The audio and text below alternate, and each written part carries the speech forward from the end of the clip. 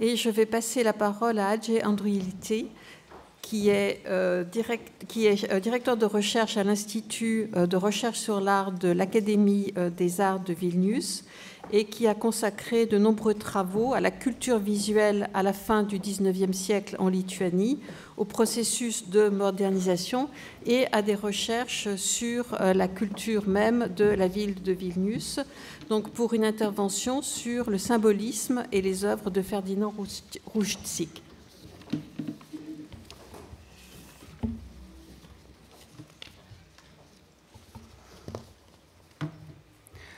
Bonjour, Madame et Messieurs. Bonjour. C'est un grand plaisir pour moi d'être avec vous dans l'un des plus beaux musées du monde. Mon intervention est intitulée « Le symbolisme et l'œuvre de Ferdinand Rouščík ». L'œuvre du peintre Rouščík faisant aucun doute partie du patrimoine artistique européen, et son œuvre a joué un important rôle dans l'évolution de la culture lituanienne et polonaise au début du XXe siècle. Les deux pays étaient depuis longtemps unis par des liens culturels, politiques, par des discours historiques communs. Pourtant, c'était deux identités et deux États différents. Dans mon intervention, je vais analyser un tournant dans l'œuvre de Rouščík, la transition de l'influence directe du symbolisme vers le symbole synthétisé du paysage national. Il faut noter que ce tournant dans son œuvre est le résultat de ses études à Saint-Pétersbourg, du contexte politique et historique de l'Europe centrale et orientale, dont nous avons beaucoup parlé en Lituanie, mais aussi le résultat de ses voyages en Europe entre 1896 et 1898. Nous n'avons pas beaucoup d'informations sur ces voyages, juste quelques inscriptions dans son journal intime et quelques œuvres réalisées à ce moment-là. Alors, afin d'évaluer avec plus de précision l'importance de ces changements, il faudrait revenir sur les différentes étapes de la vie et de l'œuvre du peintre. Rouščík est né le 10 décembre 1870 dans la province de Vilnius, au nord-ouest de l'Empire russe, dans le manoir de Bogdanov. Son père était le noble polonais Edvard Rouščík et sa mère danoise Anna Munk. Le domaine de Bogdanov se trouvait à environ 80 km de Vilnius. Et avant la Première Guerre mondiale, ce domaine appartenait à la Russie tsariste, après la guerre à la République de Pologne, et après la Seconde Guerre mondiale, c'était le territoire de la Biélorussie. Rouščík a grandi dans une famille de nobles qui transmettait de génération en génération les différents symboles d'identité et de mémoire. Tout ceci pour développer le patriotisme et l'amour pour son pays. Et grâce à sa mère danoise, Rouščík parlait allemand et français. Et la culture allemande, en particulier la littérature romantique allemande, était très appréciée par la famille Rouščík.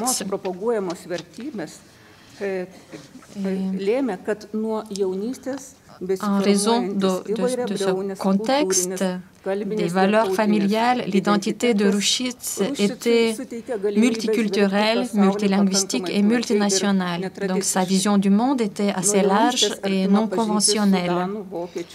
Et une connaissance approfondie des cultures danoises, allemandes, françaises, polonaises et russes et de différentes confessions religieuses ont formé une identité ouverte et européenne de Rouščík.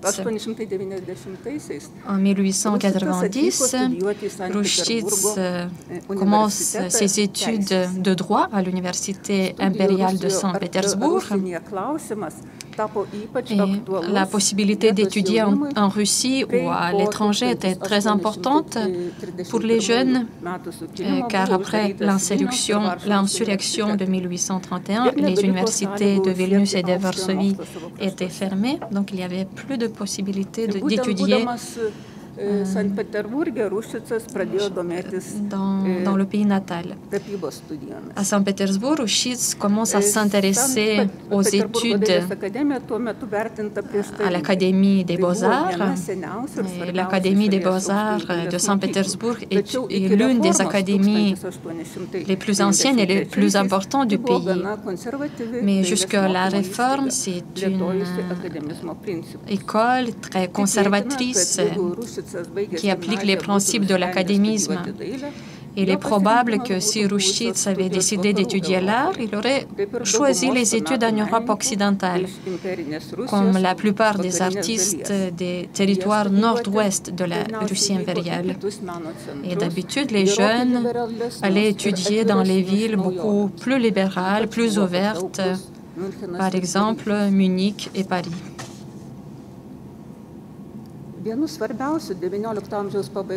L'un des plus importants événements de la vie artistique de Saint-Pétersbourg de la fin du XIXe siècle était la réforme de l'Académie impériale des Beaux-Arts. Cette réforme a permis de diminuer la confrontation entre deux grands groupes artistiques, les peredvijniki et les académiciens, et de chercher un compromis. Alors, les peredvijniki, qui se sont longtemps opposés à l'Académie, ont été progressivement reconnus par elle. Et après la réforme, deux ateliers de paysage ont été créés, celui d'Ivan Shishkin et celui de Kuinji. Rushitz commence à étudier chez Shishkin et il suit les cours chez lui jusqu'à l'automne 1895. Dans cet atelier, il apprend à analyser en détail la nature. Il se familiarise donc avec le réalisme et l'approche positive. Après la première et la deuxième année d'études, en été 1895, Rushitz va en Crimée, qui fait partie de la Russie impériale. Pour y dessiner, faire des photographies, faire des études. Et les dessins des environs de la Crimée montrent les premières recherches de Rushitz. Une représentation réaliste, un regard impartial, des détails de la nature soigneusement représentés. On voit déjà son talent de mariniste. Il fait une série de paysages de la mer avec des vagues qui se brisent contre un rocher, le grand ciel. Et ces images ne ressemblent en rien aux représentations ultérieures qui seront mélancoliques et tristes. Donc cela a permis à Rushitz de s'éloigner de la réalité visible et de plonger dans la diversité du monde dessiné spontanément.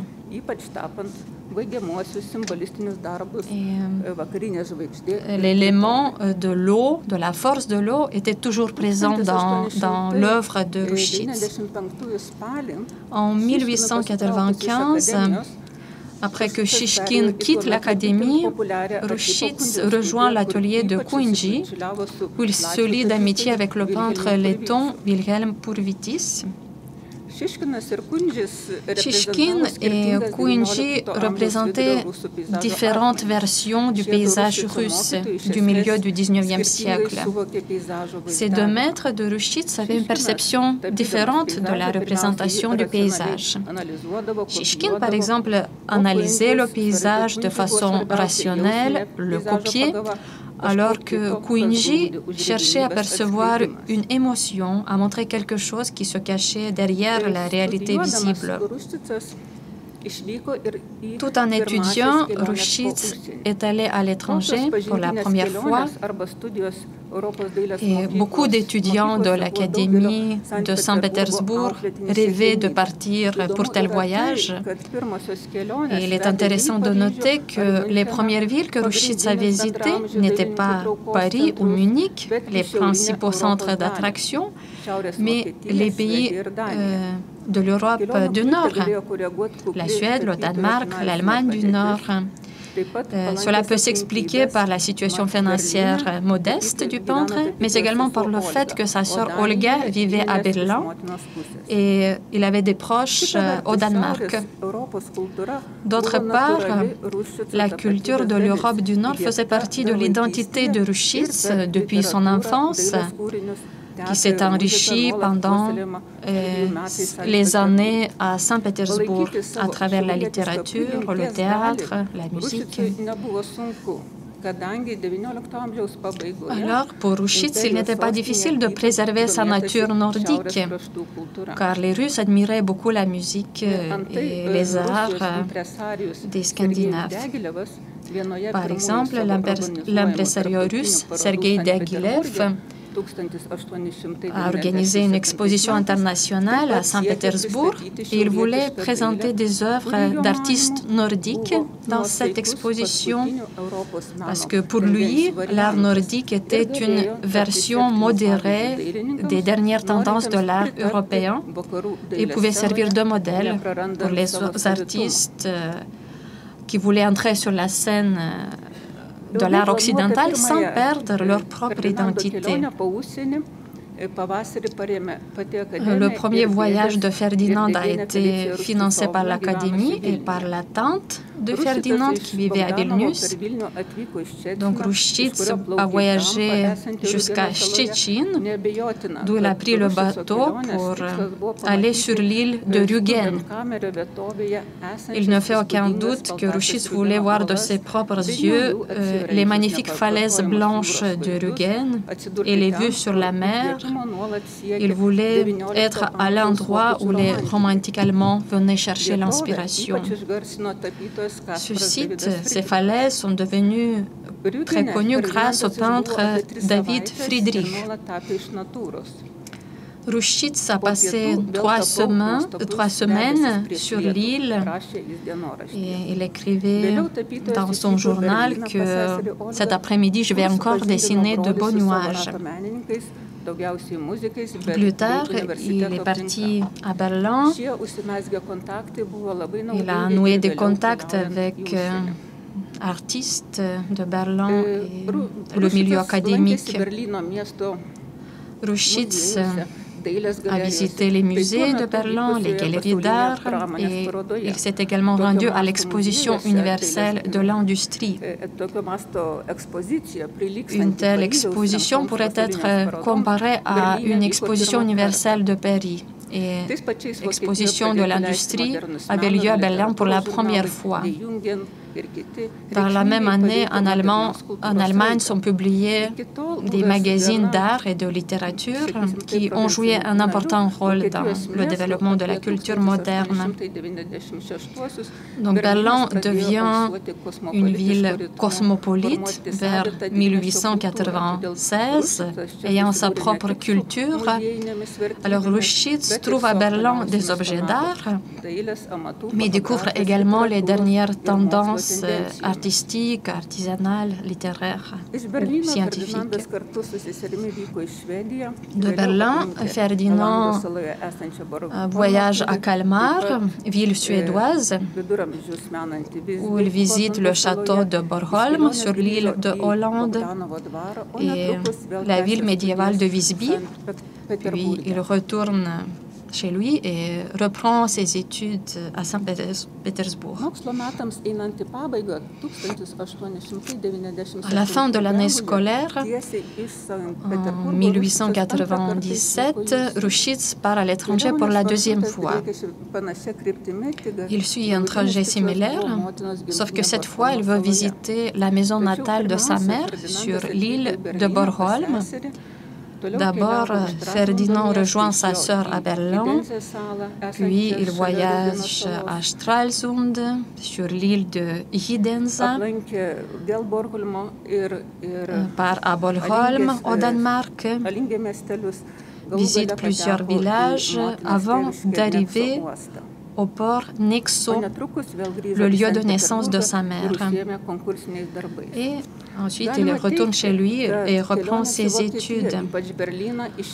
On peut dire que les voyages en Allemagne, en particulier à Berlin, ont rapproché Rushitz de la culture européenne moderne et du paysage nordique. Il a pris plaisir à explorer les terres de ses ancêtres danois. Il dessinait la nature, les gens, a découvert un paysage côtier subtil et grave. De ces voyages, il a ramené plusieurs études représentant des plages de sable, des nuages noirs, l'eau de mer pâle comme du métal. Et ces dessins laissaient penser déjà son style personnel qu'il va développer dans le futur, son goût pour des motifs de la nature et sa simple beauté. En 1920, son style nordique a été remarqué par le critique Hevesi. Il a comparé les œuvres de peintres aux œuvres des peintres de la colonie de Vorpsvede. Le caractère nordique de l'œuvre de Rushitz est devenu partie intégrante de son identité et de ses recherches artistiques. Et il s'est manifesté dans ses paysages. Après le retour, Rushitz a présenté 4 principaux tableaux pour le concours de fin d'études. C'est l'étoile de soir, les tritons, le pont et le printemps.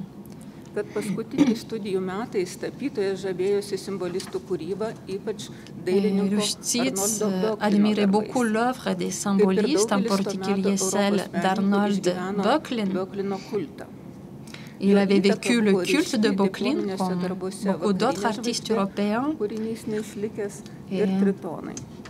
L'influence de ce peintre était très marquante dans les tableaux Étoiles de nuit et les tritons.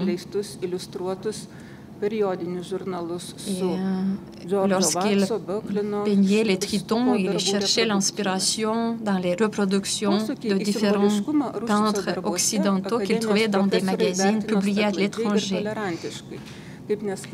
Les professeurs de l'Académie étaient tolérants vis-à-vis de la tradition de Rushitz vers le symbolisme, parce qu'ils considéraient que c'était la mode qui ne va pas durer.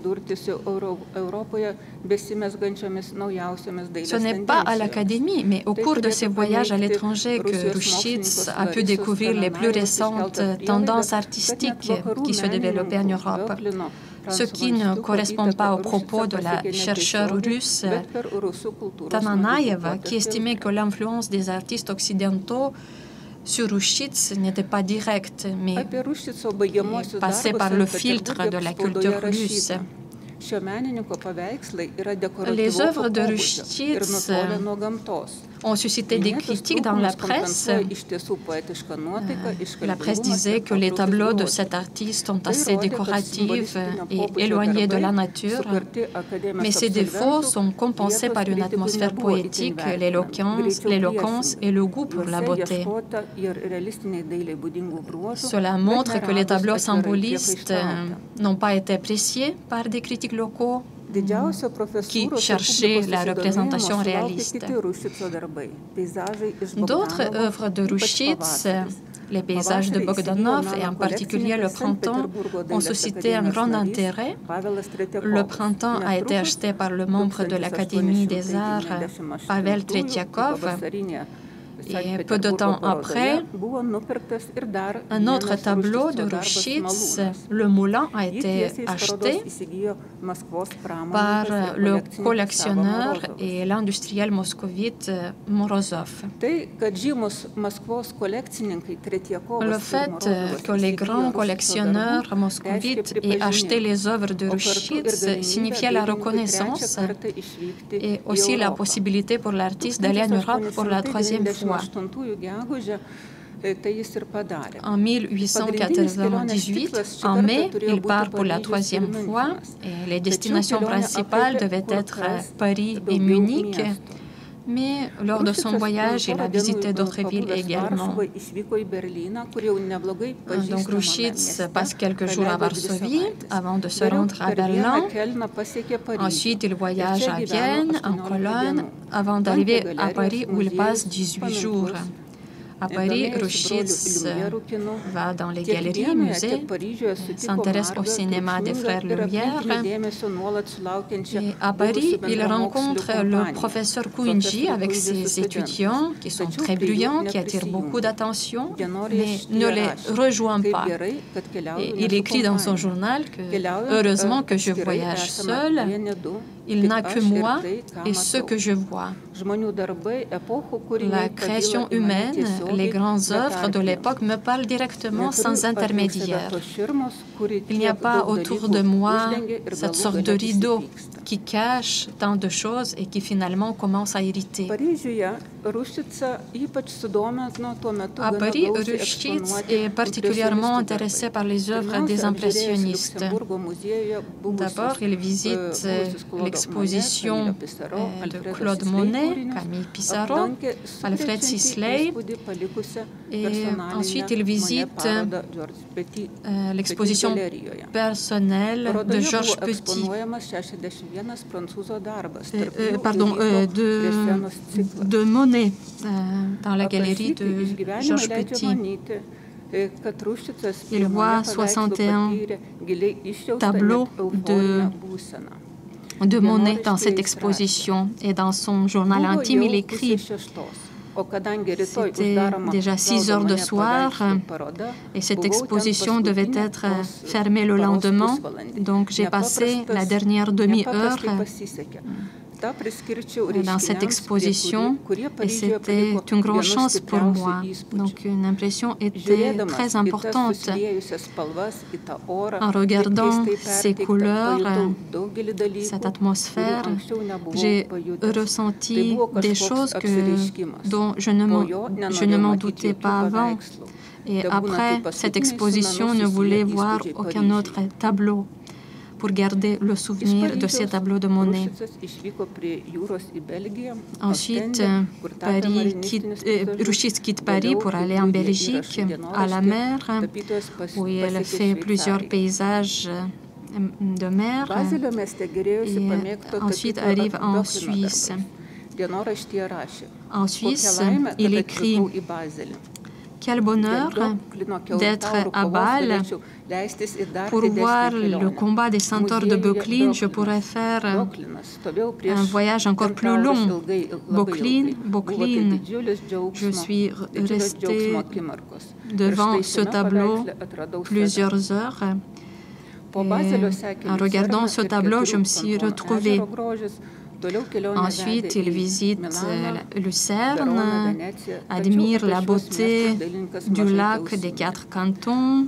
Il va à Milan, à Vérone, à Venise.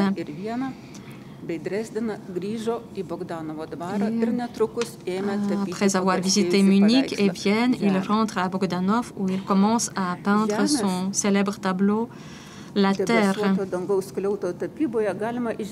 Dans ce tableau, on peut voir l'influence impressionniste dans le trait du pinceau et le reflet du combat des centaures. Mais dans le tableau de Rushitz, on voit non pas les créatures mythologiques, mais le paysan et la nature. Et dans son journal, il écrit qu'on admire la beauté des autres pays, mais en fait, on aime seulement notre propre pays parce qu'on sent qu'on appartient à ce pays et ce pays nous appartient.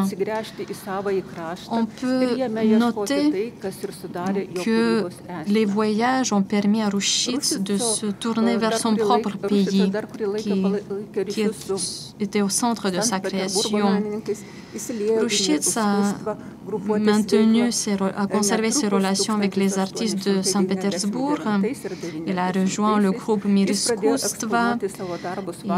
Entre 1999 et 1900, il a commencé à organiser des expositions à Varsovie, à Vilnius, à Cracovie. Il est devenu membre de l'association artistique Štuka. Mais les contacts avec les artistes polonais se sont noués assez tardivement. Il avait déjà voyagé à Paris, à Munich, à Milan, dans les pays scandinaves. Et donc on peut estimer que le peintre, lorsqu'il se rendait dans les pays de l'Europe occidentale, il y allait pour explorer les tableaux historiques, pour avoir de l'expérience professionnelle, alors qu'il choisissait Varsovie et Cracovie pour présenter ses propres travaux, ses propres tableaux. Et après 1898, c'est le siècle d'or de Ruščice qui commence.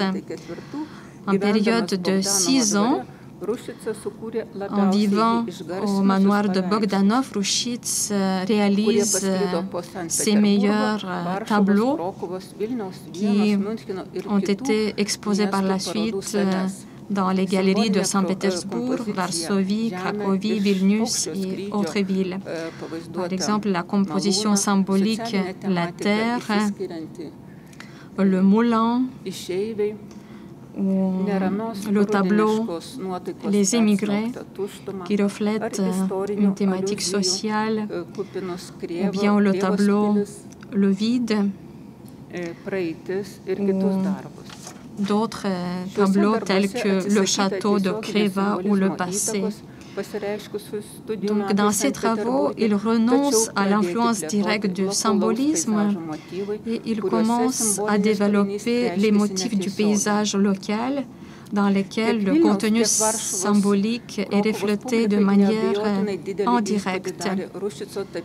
Le public de Vilnius et de Varsovie est très impressionné par le contenu symbolique des paysages de Ruščice, qui est lié à la perte de l'indépendance nationale. Mais pourtant, il n'est pas difficile de dire comment Ruščice lui-même voyait son pays, parce qu'il faisait partie du milieu noble.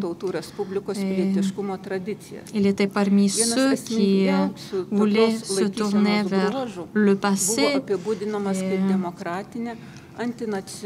conserver l'idéologie de l'ancien duché de Lituanie ou les traditions de la République des deux nations. Donc, les nobles lituaniens voulaient recréer une Lituanie historique. Et pour eux, l'identité nationale n'était pas importante. Pour eux, il était important de se sentir citoyen et comprendre l'appartenance à tous les anciens territoires du Grand-Duché. Donc, les nobles lituaniens ont conservé le lien culturel avec la Pologne et avec la culture polonaise. Au début du XXe siècle, les nobles lituaniens ont formé un mouvement de Krajovci et leurs espoirs étaient plutôt liés à la Pologne et à la culture polonaise. On sait que Ruščice adhérait à l'idéologie des Krajovci. Il était ouvert à la coopération de différents groupes ethniques. Les efforts dans ce sens pouvaient être développés uniquement jusqu'à 1914, la Première Guerre mondiale, puisque avec la guerre et avec la création de nouveaux États modernes, la Lituanie et la Pologne, Ruščice voulait lier sa vie avec la Pologne plutôt qu'avec la Lituanie. orientuoti į bendrą Lietuvos ir Lenkijos praeitį, tapo nebe tokie aktualūs. Nes kuriantis naujoms nacionalinėms valstybėms reikėjo susikurti savąją naują tapatybę. Dans le contexte de la création de nouveaux États, il fallait construire une identité nouvelle nationale.